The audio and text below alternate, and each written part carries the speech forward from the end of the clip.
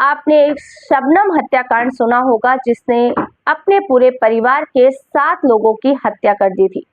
लेकिन एक केस ऐसा सामने आया है जिसमें महज एक 25 साल की लड़की ने अपने पूरे परिवार के 13 लोगों की हत्या कर देती है।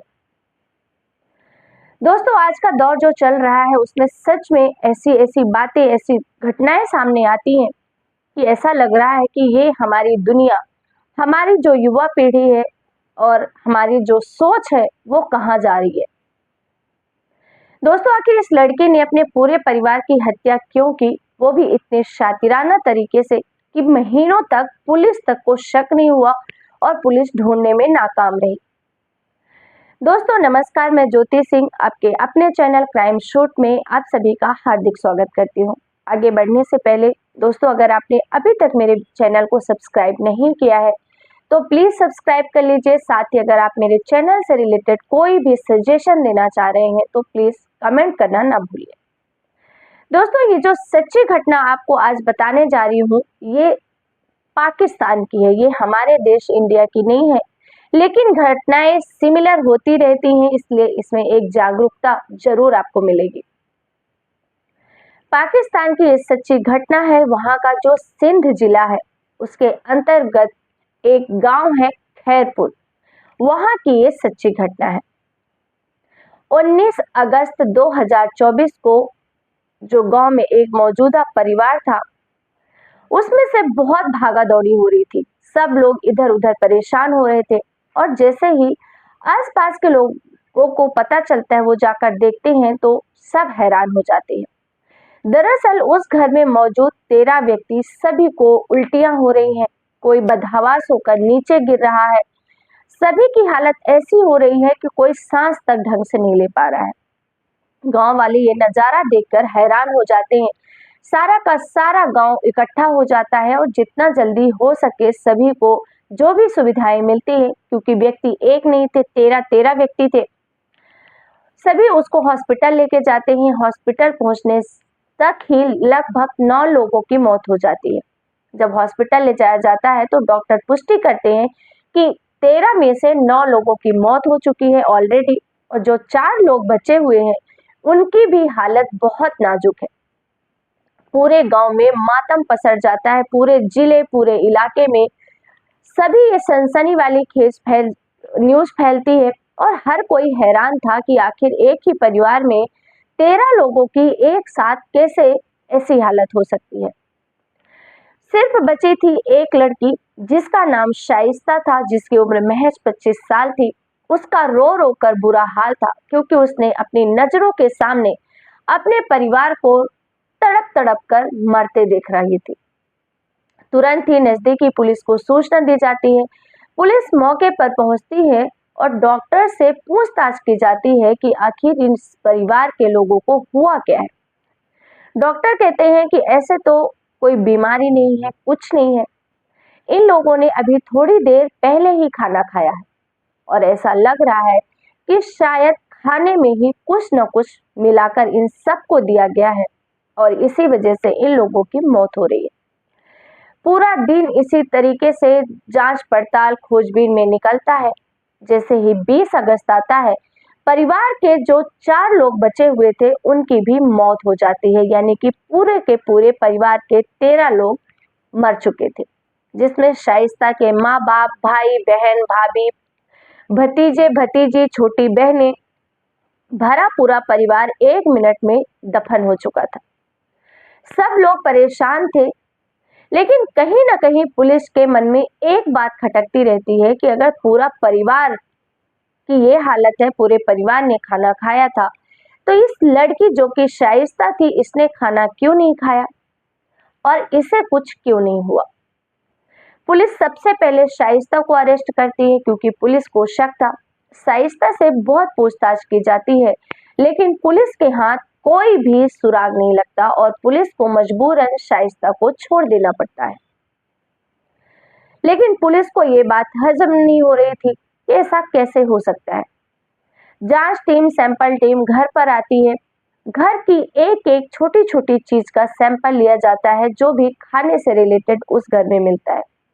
खाने के बर्तन का सैंपल लिया जाता है, जो खाना खाया गया था उन सभी का सैंपल लिया जाता है, लेकिन कहीं से कुछ भी नहीं मिल पा रहा था। पुलिस अपनी छानबीन में लगी थी। जो सैंपल इकट्ठा करने वाली टीमें थी वो बड़ी बारीकी से सब कुछ चेक कर रही थी, लेकिन तभी इसी चेकिंग के दौरान जो सैंपल टीम के अधिकारी थे उनको एक रोटी का इतना सा छोटा सा टुकड़ा मिलता है। और पुलिस, क्योंकि रोटी का सैंपल उसे पूरे घर में कहीं नहीं मिला था, और जब वो इतना बारीक सा टुकड़ा जमीन पे गिरा हुआ रोटी का मिलता है तो जो जांच टीम होती है उस टुकड़े को भी उठाकर सैंपल के लिए रख लेती है।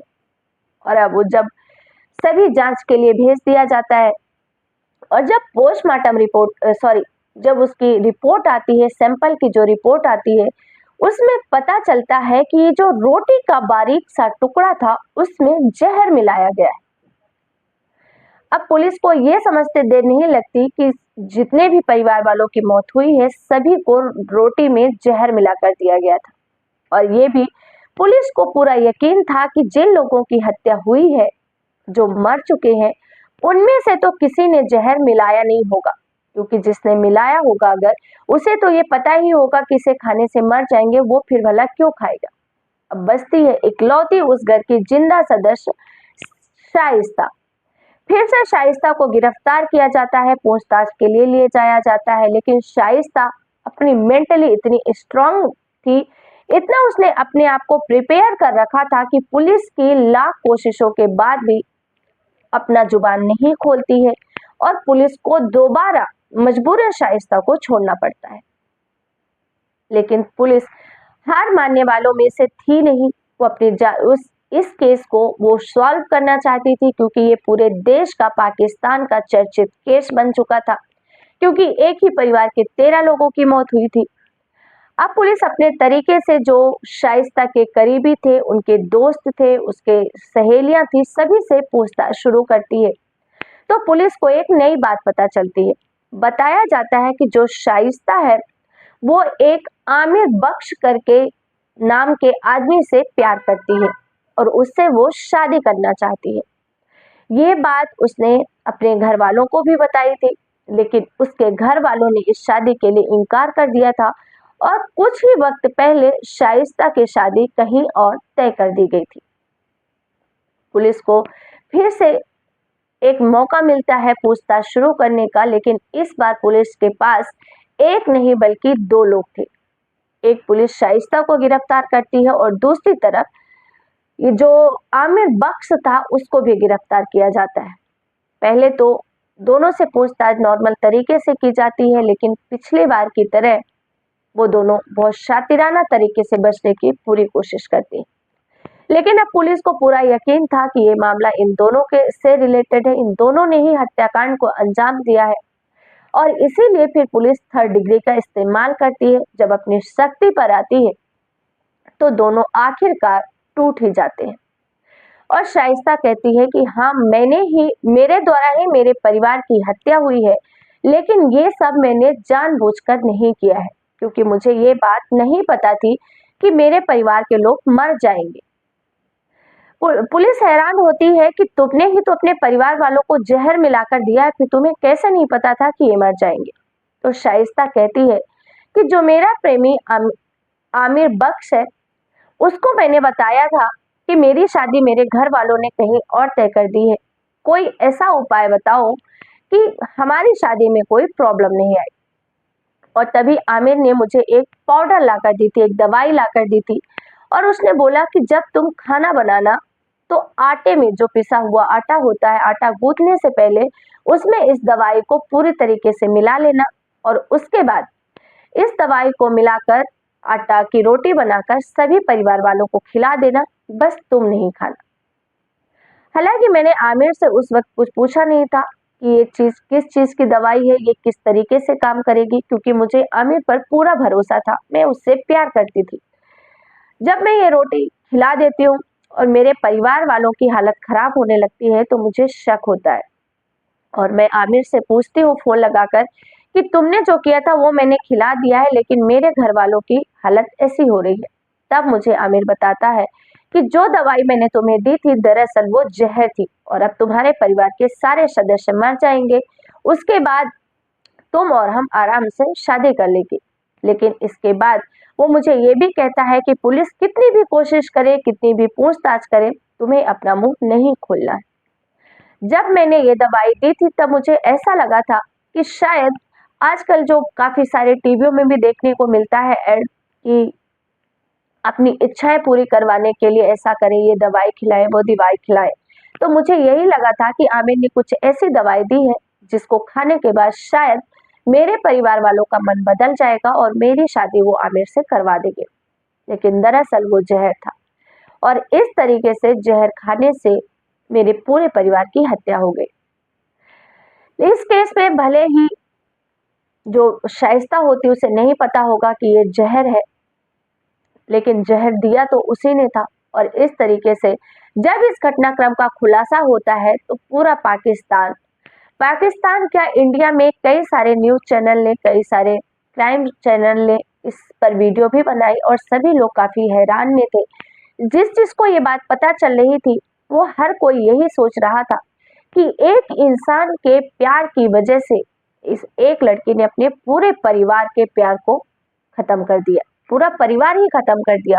लेकिन ऐसा क्यों होता है कि एक इंसान जिससे आप 1 साल पहले, 2 साल पहले या महज 4 से 5 साल पहले मिले होंगे, जो आपको पसंद कर रहा होगा, आप उसे पसंद कर रहे होंगे, उससे आप प्यार करते हैं, वो आपसे प्यार करता है, लेकिन उसके प्यार की वजह से आपको जन्म देने वाले आपके माँ बाप, पाल पोस कर इस काबिल बनाने वाले आपके माँ बाप, भाई बहन, सभी का प्यार कैसे कम पड़ जाता है। एक प्यार के लिए आप इतने सारे लोगों के प्यार को कैसे कुर्बान कर सकते हैं। इस बारे में आपकी क्या राय है, हमें कमेंट करके जरूर बताइए। फिर मिलेंगे एक नई सच्ची क्राइम स्टोरी के साथ। तब तक के लिए आप सबका बहुत बहुत धन्यवाद। जय हिंद, जय भारत।